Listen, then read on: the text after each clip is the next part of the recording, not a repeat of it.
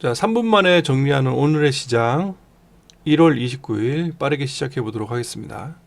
오늘은 3분 만에 정리가 안 될 것 같아요. 자, 먼저 이런 질문을 한번 해보겠습니다. 뜬금없이 아침에 시장 얘기 안 하고 이런 얘기를 한번 해보죠. 기관이랑 개미가 붙으면 누가 이길까요? 개미가 기관을 이기지 못한 이유가 뭘까요? 정보의 불균형? 네, 그렇습니다. 근데 지금은 인터넷이 발달하고 유튜브가 많아지면서 그 격차는 점점 좁아지고 있어요. 애널리스트들이 참고하는 개인 유튜브도 수두룩합니다. 두 번째는 장기 투자를 못한다? 맞습니다. 그런데 기관은 손실을 참지 못한다는 단점도 있어요. 시스템적으로 손실을 걸어버리기 때문이고 매달 수익률에 대한 압박을 계속 가져가기 때문에. 근데 개미는 물리면 장기 투자해버리죠. 가장 큰 핵심은 한 종목의 유동성을 집중하지 못한다는 겁니다.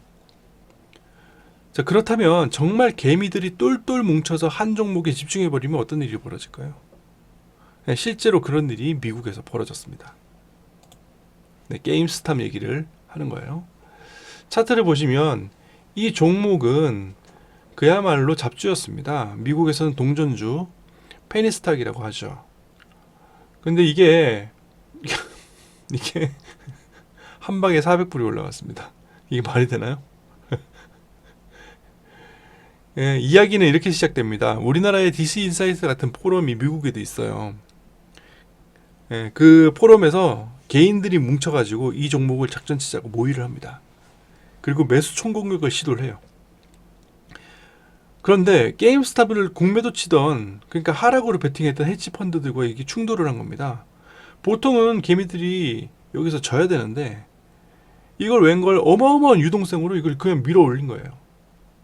그러면 숏을 치던 헤지펀드가 손실을 보전하기 위해서 손절을 할 거 아니에요? 그럼 매수로 숏을 쳤던 펀드들이 다시 롱으로 돌아서야 되니까 이걸 숏 스퀴즈라고 하는데 이것 때문에 상승 탄력이 더 붙어요. 그리고 또 다른 헤지펀드들이 또 붙습니다. 또 개미가 이겨버려요. 이런 식으로 해서 400불까지 치솟아 올라간 거예요. 그럼 헤지펀드는 손실을 볼 텐데? 네, 맞아요. 그래서 이 종목의 손실을 보고 다른 수익 나는 괜찮은 종목들도 팔 수밖에 없는 상황이 생긴 겁니다. 그래서 어제 미국장은 대규모 하락의 매도가 나온 것이다. 시장은 이렇게 해석을 할 수 있고요. 근데 이게 펀더멘털적인 이슈가 아니라 단기적인 이벤트잖아요. 그러니까 시장은 또 그런 단기적인 어떤 하락을 그냥 냅두지는 않습니다. 그게 어제 반등의 이유예요. 게임스탑 사태의 핵심을 생각해 보면 그렇습니다. 이게 말이 되냐 이거죠. 그러게 말입니다. 이게 한 개별 종목의 문제가 아니라 시장 역사에서 한 번은 반드시 언급될 그런 이벤트가 되었어요. 우리가 리먼 브러더스 사태 얘기하면서 리먼 회사 맨날 얘기하잖아요. 그러니까 지금 우리가 이 역사의 현장에서 게임스탑을 지켜보는 것이 앞으로 1년 뒤, 2년 뒤, 10년 뒤에도 계속 회자될 그런 사건이다 이거죠. 연준에서도조차 이런 개별 종목을 언급을 했습니다. 인터뷰 첫 질문에 게임스탑 관련된 내용이 있었는데 그 답변이 이렇습니다. 게임스탑 사태에 대해서 연준 탓을 하지 마라. 그런 얘기를 했어요. 이게 무슨 얘기죠? 그러니까 이러한 사태의 원인을 연준으로 꼽는 사람이 있다는 거예요. 왜 그럴까요? 네, 이게 펀더멘탈적인 이슈가 아니라 유동성의 이슈고, 그리고 시장을 설명하는 지금 시장의 가장 핵심적인 포인트가 이 유동성이라는 겁니다. 연준은 그 유동성의 물꼬를 쥐었다 폈다 하는 사람들이기 때문에 당연히 그런 얘기를 할 수 있고, 그래서 연준 탓을 하지 마라, 우리 탓 얘기 하지 마라, 이런 얘기를 하는 겁니다. 자, 정리를 해보면 이렇습니다.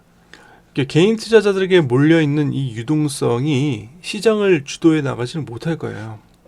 하지만 지금 시장이 얼마나 수급이 꼬여있는지, 얼마나 아수라장인지를 사실 보여줍니다. 한마디로 수급이 꼬였습니다. 이로 인해서 안 봐도 될 손실을 본 펀드들도 굉장히 많을 거예요. 그런데 이러한 불균형을 노리고 오는 세력들도 분명히 있거든요. 일방적으로 다 수익 나고 일방적으로 다 손실 나지 않잖아요. 그래서 어제 미 증시는 반등을 한 겁니다. 이것 이외의 다른 뉴스들은 잔가지예요. 자, 그리고 결론적으로 이런 말씀을 꼭 드리고 싶어요. 이건 분명히 고점 징후입니다. 고점 징후가 맞아요. 그런데 고점 징후가 나타나도 시장은 끝없이 올라갈 수 있어요.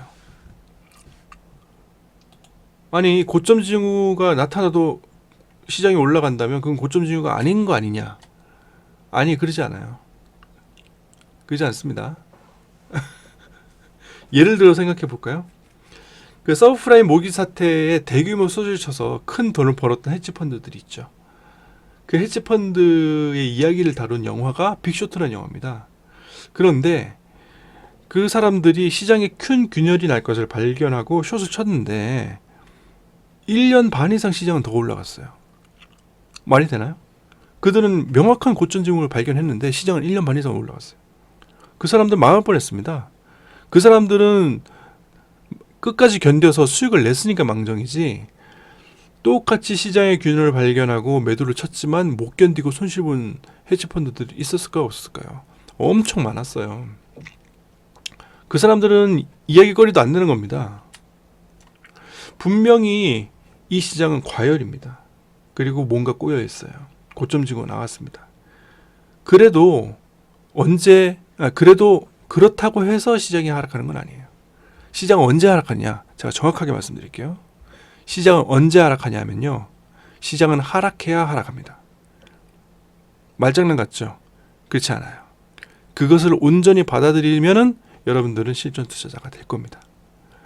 자, 오늘의 시장 여기까지 정리하고 나머지 이슈들은 링크를 통해서 다시 한번 자세하게 말씀드릴게요. 네, 감사합니다.